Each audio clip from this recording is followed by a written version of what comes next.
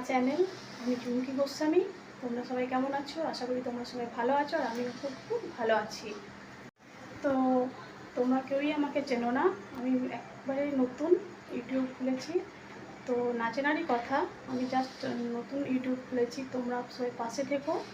আমি চুমকি গোস্বামী, আমার বাড়ি দুর্গাপুর, পশ্চিম বর্ধমান। তোমরা সবাই পাশে থেকো। এটা আমার ফার্স্ট ভিডিও, তো হলো ব্লগ বলো, এটা আমার ফার্স্ট ভয়েস ব্লগ।